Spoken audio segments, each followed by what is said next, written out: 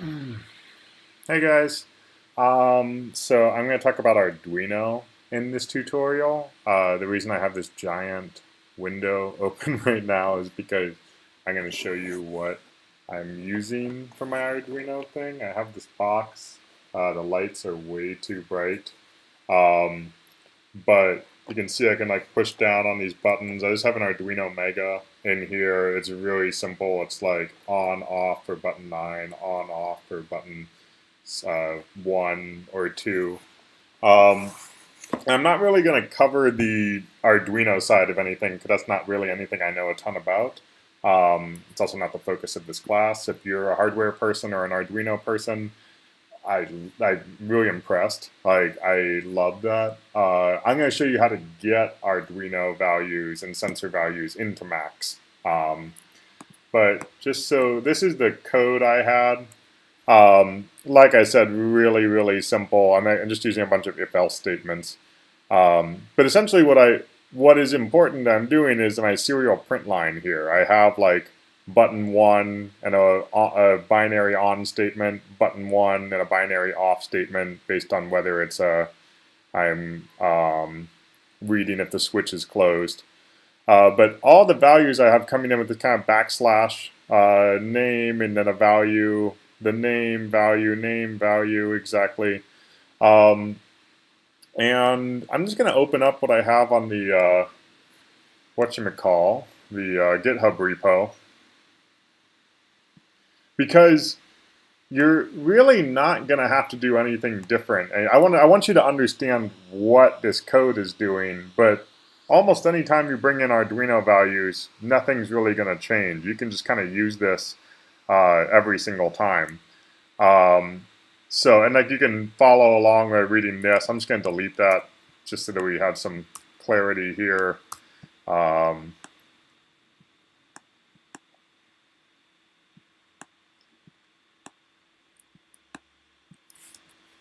no. And I can zoom in a little more. Here we go. Yeah, you know, it's Arduino. We know that.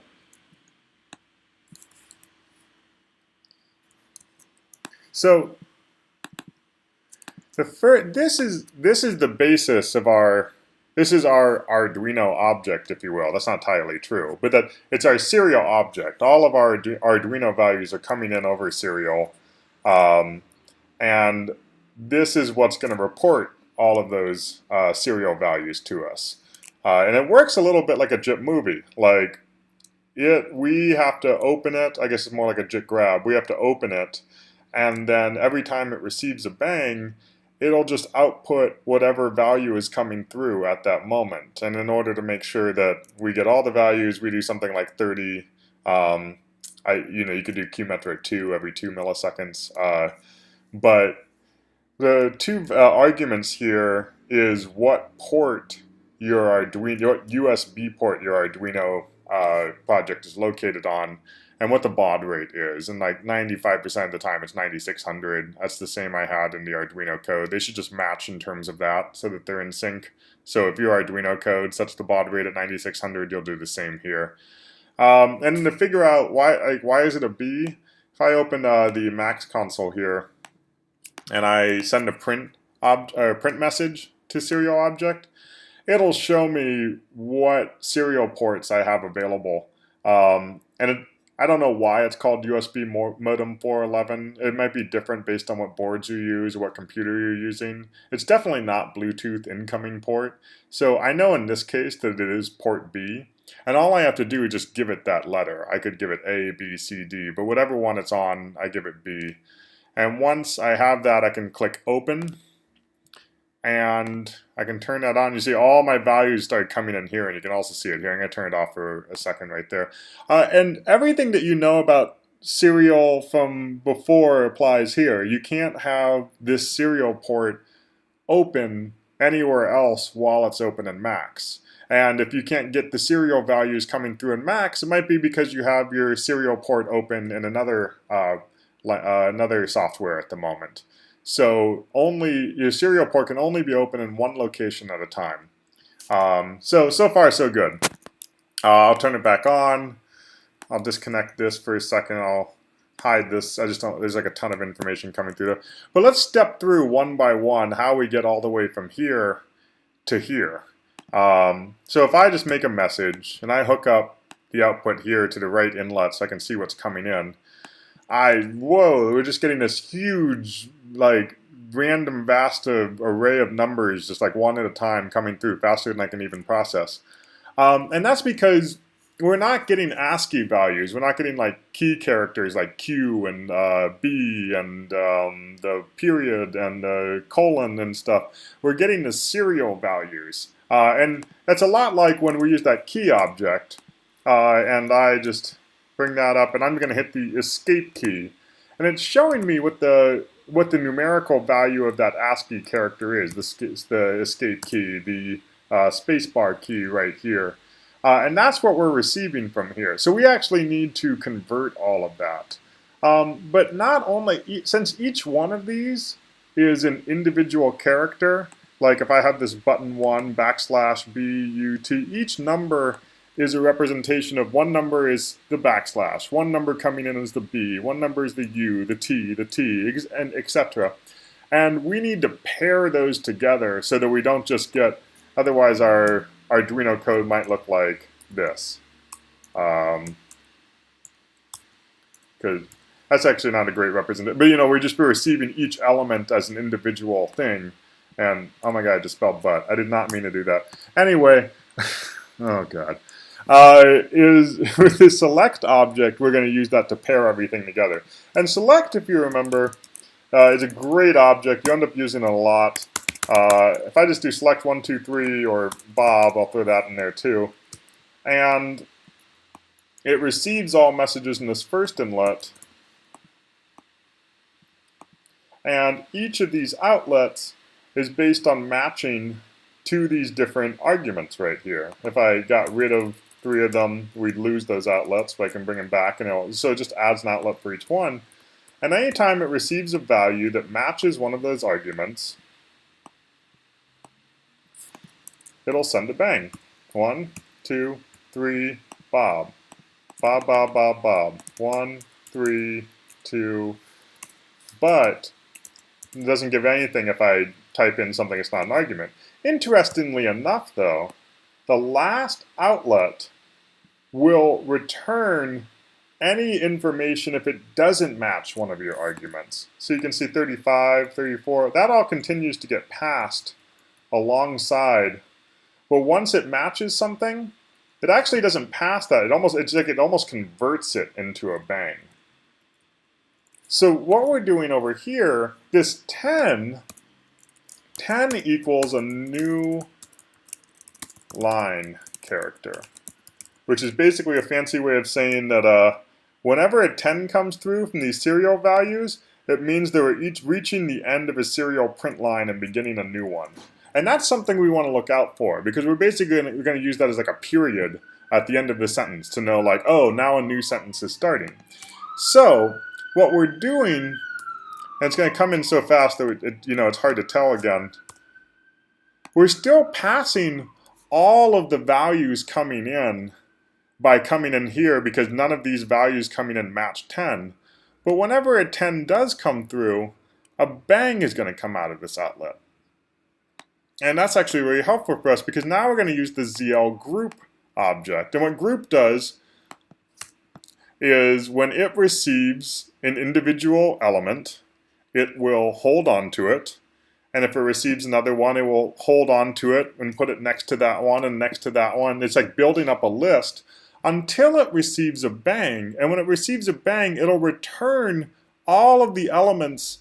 In this case, I'm using integers. All the integers will be grouped together as a list. So if I hook that up here, so now you can see there's like some consistency of these numbers actually. This one right here is probably our value that we're testing. Or actually not even our value, but it's the 1, 2, 3, 4, 5, 6, 7, 8, 9, 10. 1, 2, 3, 4, 5, 6, 7, 8, 9, 10. But this backslash is 47, the B is 98, the U is 117. And again, we're just using the bang coming from this 10 to group all those values together to tell it that I'm starting a new line, new line, new line, new line. And then we can use this object, the ITA, which stands for integer to ASCII. And now, if I give it all of that, you can see it's converted exactly what we needed to do. We needed to get it from these serial integers into ASCII. And now we have that. And we see button 1, 2, 3, 4, 5, 6, 7, 8, all that. And there's just one last thing we need to do. You see these quotation marks here? The serial object doesn't know when something is a string or when it's an integer. It doesn't know the data types. It just has to assume everything is a string. Because even though 7 can be an integer, it could also be a part of a string. So it just treats everything coming out of this object as a full string. And we need to tell it actually it's a list of a string and a value afterwards, and that value is our sensor. So we can use it. If you remember in Max tends to call strings symbols, so this could also just be called from string. And what it's going to do is it's just going to strip away the string designation or symbol designation, which is these quotation marks around it. So now we get it, and we can see it's actually like we had before. It's our message here, or sorry, our string here, and then our value right here. So just to reiterate, the integer values in serial come from here. We look for that 10 so that every time we receive a 10, we know that a new line is starting. And whenever we're not receiving a 10, we're still sending all the other integers along as well. And ZL group is receiving all those integers and making a list of them until it receives a bang in which it outputs everything as a list. And then from those integers that are a list, we can convert it to ASCII, and it treats the whole thing as a string, and we use from symbol to convert it from a string to whatever its original message was. And this is exactly how I formatted my serial print line message in my Arduino code. And then the last thing that makes it really helpful for Max, and this is also true for any other language, is that we can use the route object. Because I have 9 buttons and I want those buttons to do different things, I can go, it's how I set that up, yep, button 1, backslash button 2, underscore, backslash button 3. And you remember, route is like select, except instead of turning things into bangs, it's just looking at the first element of a list. And if it matches, it's going to come out, it's going to strip that message away, or sorry, strip that element away, and pass the rest of the list down through that. So, right here, right here. And now, I'm actually touching my Arduino controller here, I'm pushing these buttons, and you can see if I hold down button 3, it's like returning a 1, and when I let go it returns a 0. Button 2, 1, 0, and it's looking for that message, button 2, and it's saying I'm going to strip that away and then send the rest of the list down through this outlet, and this one's button 1, down through that outlet. And that way we can actually set it up so that different buttons are controlling different things, which is what we want it to do all along.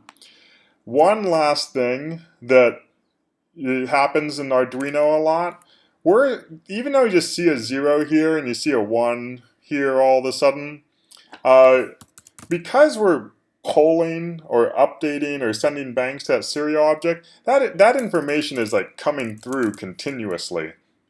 So if I actually hook this up right here and I open this again, where's my other print? I'll get rid of this one. There we go. So even though there's just 0 right here, it's actually continue to send 0, 0, 0, 0 over and over and over. And if I click the button, or this one, there it is. Then it's sending 1, 1, 1, 0, 0, 0. And this is actually really inefficient. We could hook this up to a gate object to close and open a gate. And the gate object, if I send a value of 0 to it, that's fine. But if I send a value of 0 over and over and over, it actually doesn't change how gate behaves. It'll still keep that gate closed, but you're asking your code to continually reference the fact that it's like, okay, close the gate, close the gate, close the gate. And your code is like, okay, I'll do that. It requires a certain amount of processing power, and it won't change how I'm behaving, but I'm just going to keep closing it. And that just, if you start to do that enough, that'll accumulate and cause your patch to run slow. So what we're going to use is the change object, and it's going to filter out repetitions of a number. So if it gets a 0, it'll report that first 0, but if it receives another 0 after, it's just going to ignore it and stop passing it along.